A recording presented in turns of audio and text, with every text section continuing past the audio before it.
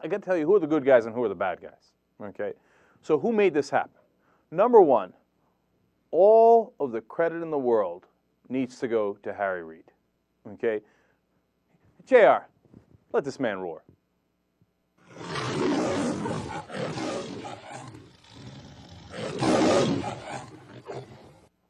Go, line of the Senate. Line of the Senate.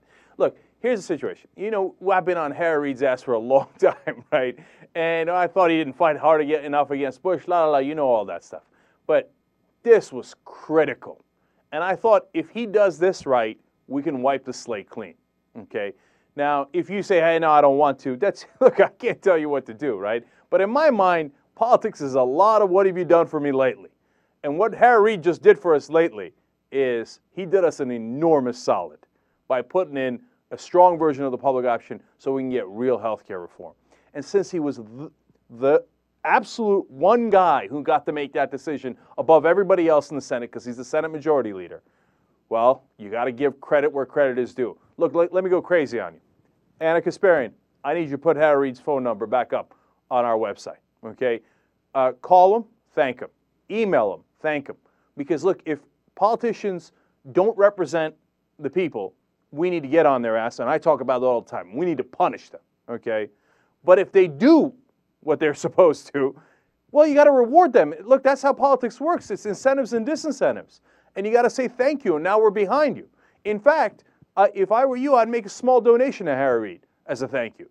You think that won't capture his attention and lead him to go in the right direction from now on? Hell yeah.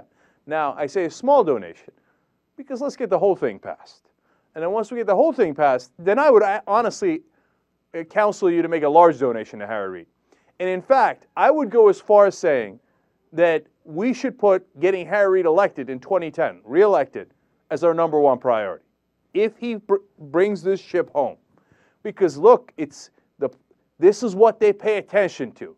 You know, you take away their money, you take away their votes, and that's punishment. You give votes, you give money, you give effort, that's reward for doing the right thing. And if you don't like it, oh, they should do it what we say anyway. It's a sad day for you, man. That's not how politics works. You've got to be at this 100% every time. And you can't just bring sticks, you got to bring carrots too.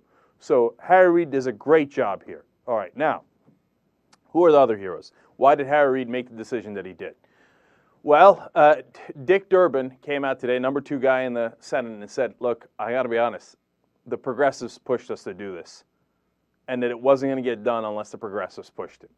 So, who are the progressives he's talking about? Number 1, he's talking about people outside the government. We've got Howard Dean, the Democracy for America.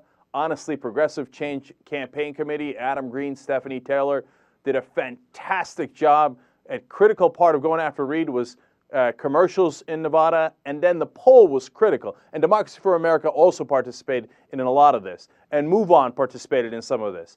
But the critical poll was from Progressive Change Campaign Committee, where they showed Harry Reid, you're not losing because you're being too left-wing. You're losing because you're not being strong enough.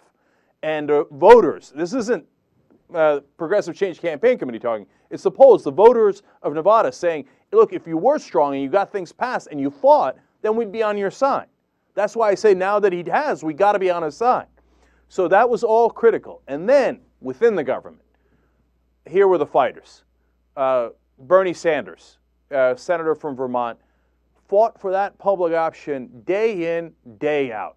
And he's the one that came up with the original idea of, hey, listen, guys, all we need to do is to make sure that we keep all the Democrats from joining a Republican filibuster.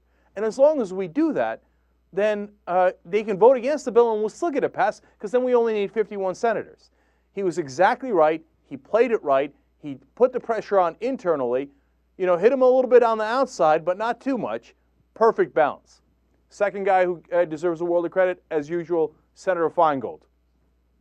Why? Because Senator Feingold insisted, apparently internally, along with Sanders and some of the others, hey, you know what? Here's what's not going to happen. You're not going to pass it with the weak nonsense trigger version. And over the weekend, he came out and made statements to that effect on national television, saying, you think you don't have the votes to do a strong version? Well, I'll tell you what, you don't have the votes to do a weak version because we're not going to stand for it. The progressives aren't going to stand for it. That's the fight you need. And here comes ironic hero number 4 or 5 were on here. Roland Burris. You know why? He's the one that started by saying, here's what's not going to happen. You're not going to get 60 senators if I don't vote your way.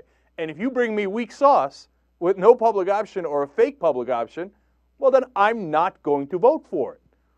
And enough Democratic senators, funny enough, followed the lead of Burris. And look, they didn't need to follow the lead of Burris. They followed the lead of Sanders and Feingold. And they were there anyway. They were there in large numbers saying, look, we got to draw the line in the sand. You know how they talked about, this is not the time. This is not the time to draw the line in the sand. Well, there comes a time, and that time was in the caucus over the last 2 weeks. And apparently, internally, they drew the line in the sand and said, we're not going to vote that way, so you're not going to get a bill. That's politics. That's how you do it. And so they did the right thing here, and they were strong, they insisted on it, and they got the right version. So those are the heroes. Who are the goats? Well, we know one of the goats. She's famous, Olympia Snowe, says, if you want to do a deal with me and get any Republican support, and I'd be the only one supporting it, and call it bipartisan, well, then I demand that you put in the trigger, which is a total fraud, and that we basically not have a public option. And she said so on national television several times, including, I believe, on Face the Nation, where she said all the Republicans are against the public option, so we don't want it in there. So we had to get beyond her concerns. Goat number 2, Rahm Emanuel. All the way through to the end, he argued for the trigger.